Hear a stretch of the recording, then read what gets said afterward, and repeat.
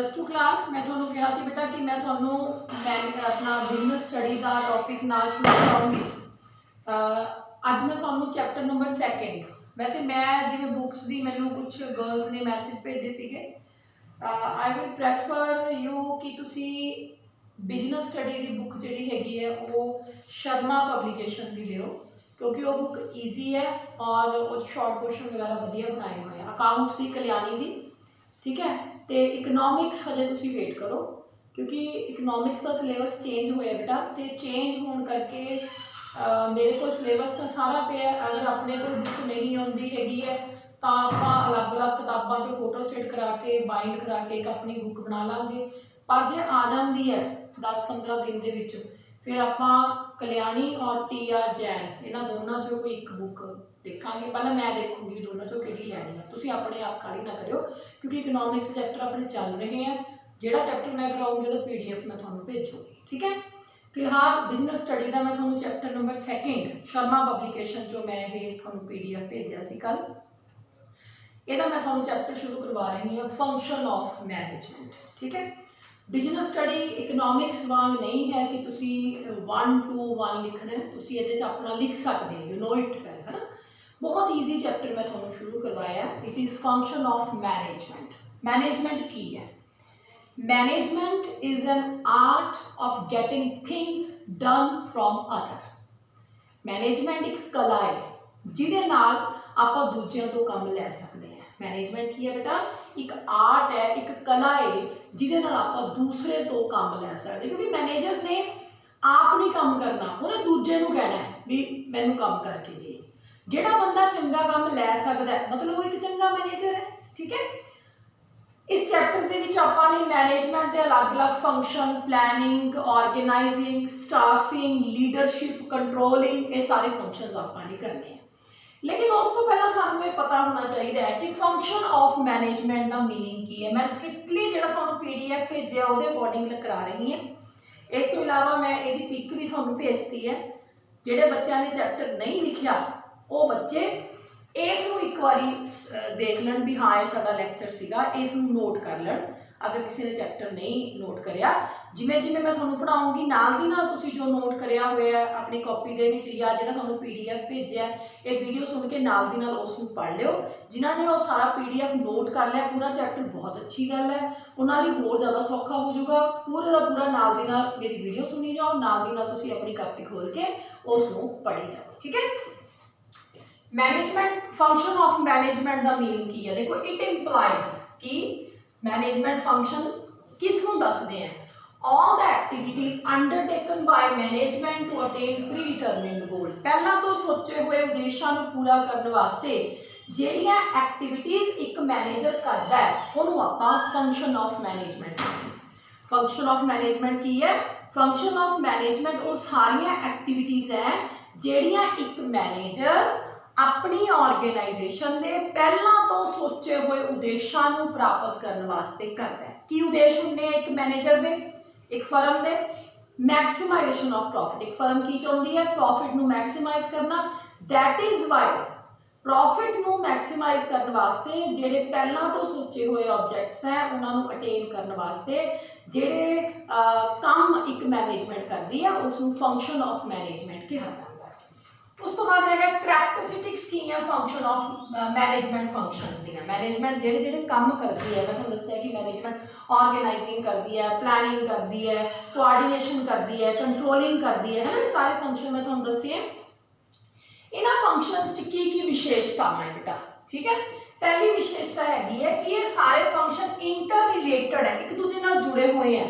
Planning तो बिना organising नहीं है, ऑर्गेनाइजिंग तो बिना कंट्रोलिंग नहीं है, कंट्रोलिंग तो बिना कोआर्डिनेशन नहीं है। प्लैनिंग की होंदा है? योजनाबंदी करना। ऑर्गेनाइजिंग की होंदा है? हर चीज़ को सही जगह लगाना। कंट्रोलिंग की है? किसी को कंट्रोल करना, अपने अकॉर्डिंग चलाना। कोआर्डिनेशन की होंदा है? तालमेल बनाना, है ना। ये सारे जिन्ने भी काम मैनेजमेंट दे हैं आपस में जुड़े हुए हैं, इंटर रिलेटेड है।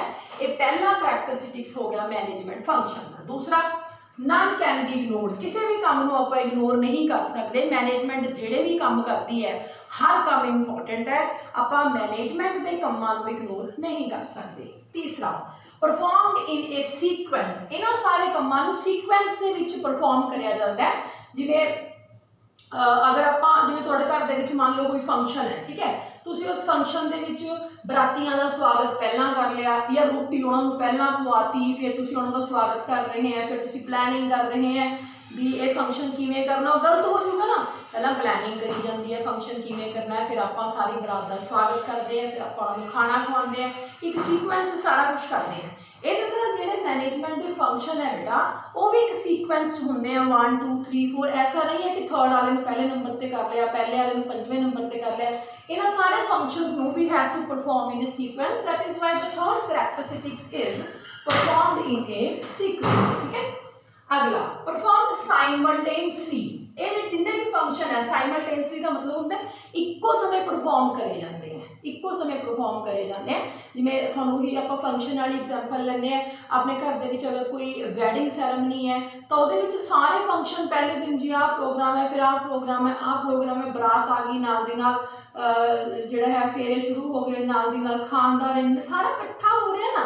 इसी तरह जिहड़े मैनेजमेंट के फंक्शनस है वो भी इक्को समय सारे करे जाते हैं साइमल्टेनियसली। ऐसा नहीं हैगा कि एक फंक्शन हो गया दूजे नूं आपां 6 महीने बाद फंक्शन परफॉर्म करांगे मैनेजमेंट का। जिन्ने भी मैनेजमेंट के फंक्शन है बेटा वो सारे के सारे साइमल्टेनियसली करे जाते हैं। इसे करके मैनेजमेंट साडी कॉम्प्लीकेटेड मनी जाती है। मैनेजर बनना कोई सौखा काम नहीं हैगा। अगर आप किसी फर्म दे, चाहे फर्म छोटी है चाहे बड़ी है, अगर आप मैनेजर बन गए हैं तो it is not easy job to perform all the management function. So that is why management के सारे फंक्शन साइमल्टेनियसली परफॉर्म हो रहे हैं, इस करके ये मैनेजमेंट को कॉम्प्लीकेटेड बनाते हैं। उस बाद मे ओवरलैप ईच अदर, जिहड़े मैनेजमेंट के फंक्शन है वो ओवरलैप हो सकते हैं। ओवरलैप का मतलब ओवरलैपिंग की होंदा है भी एक काम 2 बार हो गया, एक काम 1 बार भी नहीं होया। इस तरह मैनेजमेंट के फंक्शन लाइक सानू प्लैनिंग 2 बार करनी पैगी है ना, किसी काम की पहली प्लैनिंग सही नहीं हुई, प्लैनिंग 2 बार करनी पैगी, ऑर्गेनाइजिंग 1 बार भी नहीं हुई हैगी है, तो बजटिंग मतलब ये जो मैनेजमेंट के फंक्शंस है ये ओवरलैप हो सकते हैं। तो किहड़ा-किहड़ा करैक्टरिस्टिक्स हो गया, इंटर रिलेटेड है, नन कैन बी इग्नोर्ड है, परफॉर्म्ड इन ए सीक्वेंस है, परफॉर्म्ड साइमल्टेनियसली है, it makes management complicated, may overlap each other. ठीक, हुण आ जाओ क्लासिफिकेशन ऑफ मैनेजमेंट फंक्शन। जब तुसीं अपना PDF देखोगे तो तुसीं देखोगे कि क्लासिफिकेशन बहुत सारे अपने मैनेजर्स ने दिता है, राइटर्स ने दिता है। तुसीं करना हैनरी फॉयल का ते लूथर बुलिक का, दोनों का करना है। हैनरी फॉयल का कई बार शॉर्ट नोट भी आ जाता है, हैनरी फॉयल के शॉर्ट नोट भी आ जाता है। पहला ये कहता है मैनेजमेंट का पहला काम की है प्लैनिंग। प्लैनिंग होंदा है किसी चीज़ को पहला तो ही डिसाइड कर लेना, किसी आपां करना जिहड़ा काम आपां ने करना उन्होंने एडवांस दे विच ही ओहदी सारी सिस्टम पैकअप करना, उन्होंने आपां मैनेज प्लैनिंग कहने हैं। ऑर्गेनाइजिंग, जिहड़े घर दे विच समान बेटा खिंडिया पिया आपां उन्होंने सही सही जगह ते लगाता, ऑर्गेनाइज करता। इस तरह मैनेजमेंट का यह काम है कि ਜਿਹੜੇ ਬੰਦੇ तेज़ काम करते हैं उन्होंने तेज़ मशीनों से लाना है, जो हौली काम करते हैं हौली मशीनों से लाना है। ये दसना है भी ऑफिसर कित्थे बैठूगा, वर्कर कित्थे बैठणगे, कित्थे बैठ के खाना खाएंगे, कित्थे बैठ के काम करेंगे, अपने कार कित्थे खड़ाएंगे, ये सारा सिस्टम ऑर्गेनाइजिंग है। ठीक है, दूसरा ऑर्गेनाइजिंग। तीसरा कमांडिंग। कमांडर कौन होंदा है, जिहड़ा जिन्होंने सारे जिहदे पिछे चलते हैं, जिहड़ा दसदा भी आ काम एवें करो, आ काम एवें करो, हैनरी फॉयल कहता है। तीसरा काम होंदा है कमांडिंग। चौथा काम यह कहना होंदा कोआर्डिनेटिंग। कोआर्डिनेटिंग की होंदा है तालमेल बनाना।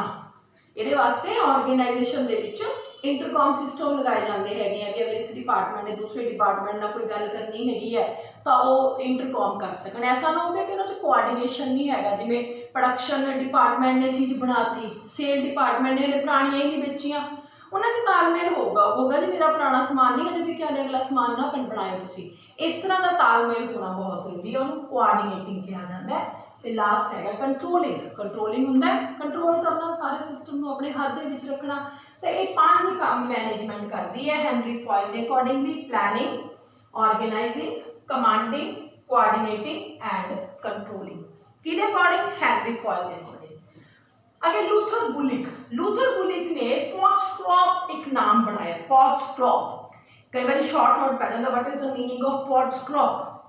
it shows all the function of management. Pottscroft shows all the function of management. ਇਹਨੂੰ ਆਪਾਂ ਨੇ ਇੱਕ ਵਰਡ ਨੂੰ ਡਿਫਾਈਨ ਕਰ ਲੈਣਾ। P means planning, O means organizing, D means directing, S means staffing, staffing ਹੁੰਦਾ ਨਵੇਂ ਬੰਦਿਆਂ ਦੀ ਭਰਤੀ ਕਰਨਾ ਆਪਣੀ ਕੰਪਨੀ ਦੇ ਵਿੱਚ, C ਹੁੰਦਾ coordination, O ਹੁੰਦਾ organizing, R ਹੁੰਦਾ reporting, reporting ਦਾ ਮਤਲਬ ਹੁੰਦਾ ਕੰਮ ਕਰਨ ਤੋਂ ਬਾਅਦ ਆਪਾਂ ਕਿਹਨੂੰ ਦੱਸਣਾ ਵੀ ਕੰਮ ਕਰ ਲਿਆ ਹੈ ਨਾ, ਕੰਮ ਕਰਨ ਤੋਂ ਬਾਅਦ ਦੱਸੀਏ ਕਿਹਨੂੰ ਵੀ ਕੰਮ ਕਰ ਲਿਆ, ਇਹਨੂੰ ਰਿਪੋਰਟਿੰਗ ਕਹਿੰਦੇ ਆ।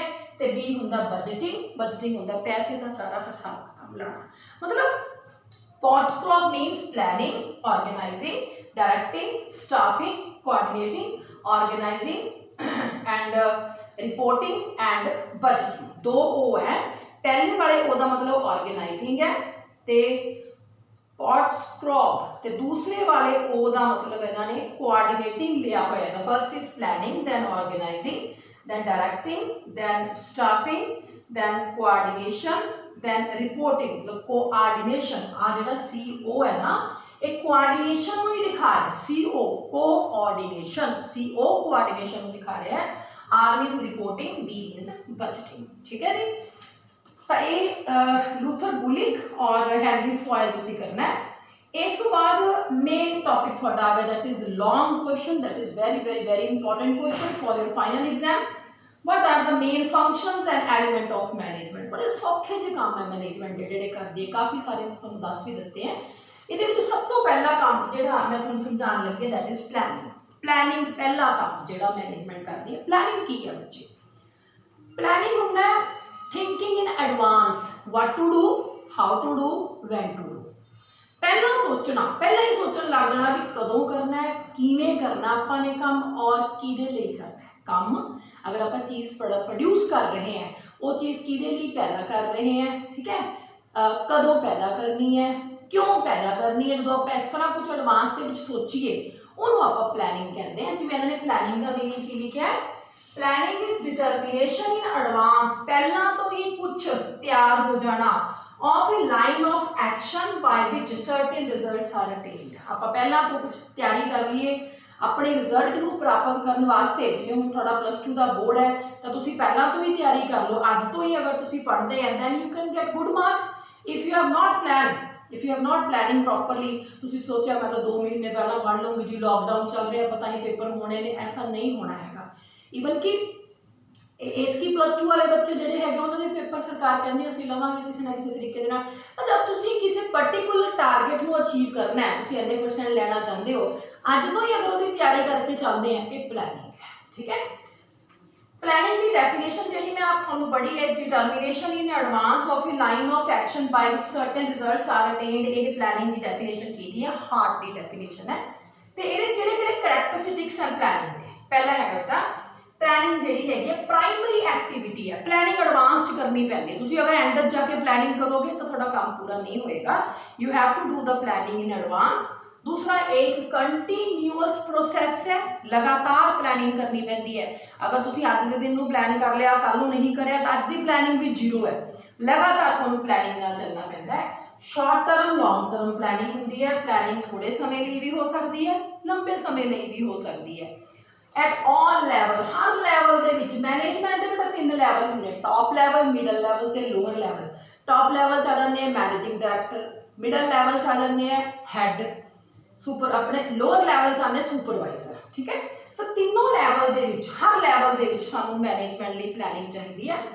पंजवां है लुक फॉरवर्ड, प्लानिंग जो समा बीत गया ਉਹਦੇ बारे आप प्लान नहीं करते, आप हमेशा आने वाले समय बारे प्लान करते हैं, इस करके लुक फॉरवर्ड होंगी है।